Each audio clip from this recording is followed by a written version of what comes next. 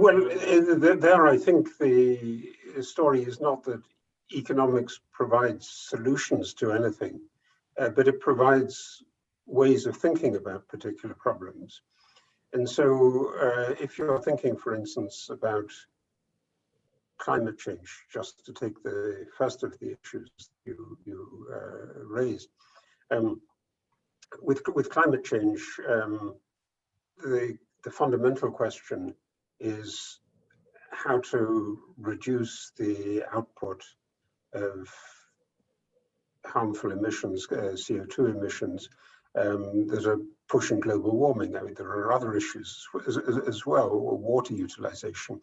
But in all of those debates, pricing is going to be really essential. So we've had an era in which energy prices were really very low, and that encouraged people to move all over the world and to consume a lot of energy.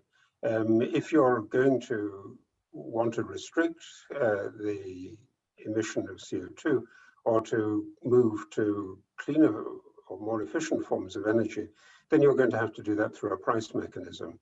And the price mechanism is really unbelievably effective at generating solutions. And so the fact that we're producing too much CO2 is not a problem of the absence of the application of economic models or economic science, but it's simply the way in which people respond to prices. As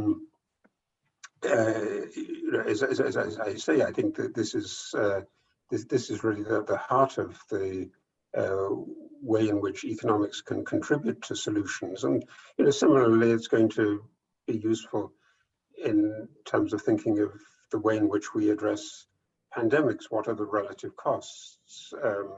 How do we get vaccines? How do we get more medications? All those things are really basically logistical issues, but they're very, very often solved through price mechanisms.